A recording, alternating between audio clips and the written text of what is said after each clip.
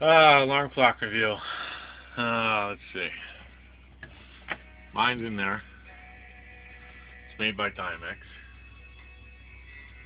Uh, there's a little wire coming down. Plug it in. Runs like 5 watts. What's nice about this thing, it sets a date and time all by itself through this extreme battery backup. And works really well. I'm not plugged into shore power, so I have to get my juice from generators, batteries, solar powered, windmills, or whatever you might dream up. But I'm running an 800, 900 watt generator, and works pretty good.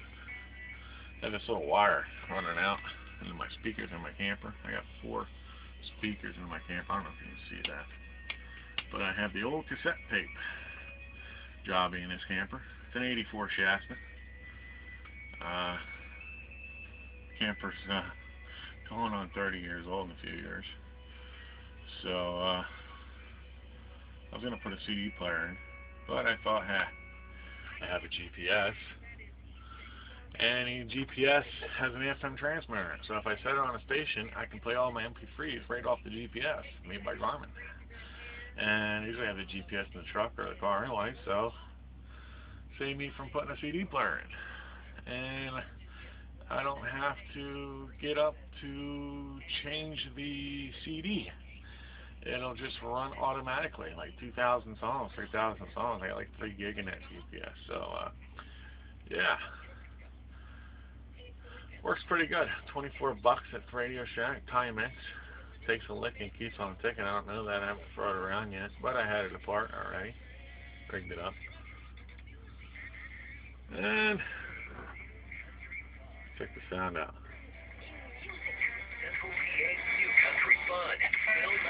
Sounds pretty good. And I have it hooked to these speakers in my camper. Well, with that line there, looks a little rigged up, but I don't care. I'm only camping. But I have it hooked to these speakers there, and it sounds pretty good. I got 2 in the front here. Surprised an 84 has speakers in the roof like that. And my roof is it was fixed, but this part of the inside took a toll a little bit. I mean, it's just a little wrinkled, you know. But the rest is fine. I'm gonna rip it out, put insulation in anyway. But that's for another day when it gets warmer. But I have 2 speakers back here, as you can see. Yeah, it sounds pretty good.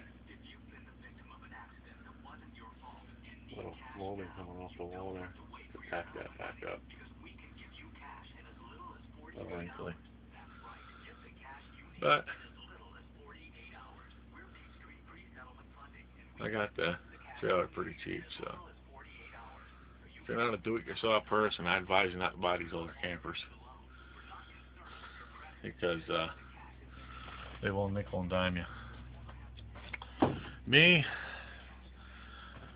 I'm kind of do-it-yourself, save money kind of guy, you know. So that's it. I mean, pretty good radio. I mean, turn your channels, it's all digital. I don't get much reception out here.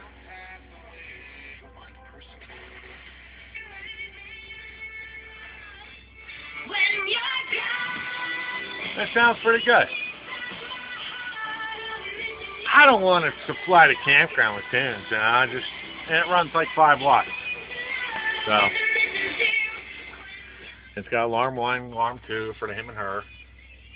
And it'll wake you up in the morning if you want to get up. I like getting up, make breakfast on the fire, or whatever. I'm in an ATV park, so I did the pop-up thing for a couple years. The kids,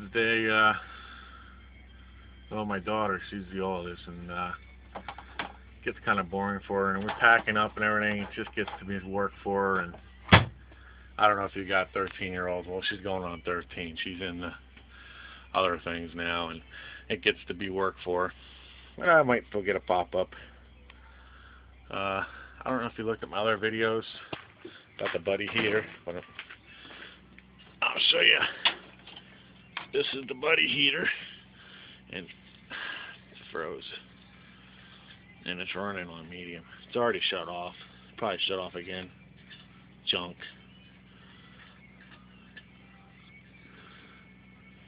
Need the 20-pounder.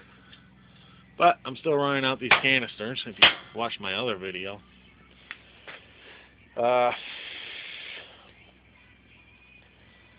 Why am I not running the furnace? Because snow on the roof, and I don't feel like shoving it off, and I don't feel like running through a lot of propane to heat the trailer. I'm kind of a big guy, and I don't really need a lot of heat.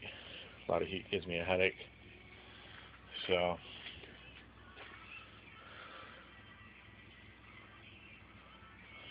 that's it. 24 bucks. Set the time for you, rig it up to your speakers, and you're good to go. I don't recommend to do this with a new camper because they got stereos and everything already in it. So if you got an old camper and you don't feel like putting a CD player in, pulling that thing out, I figure if I keep it original, this thing's almost 30 years old, be antique. That's it for my video. Signing off.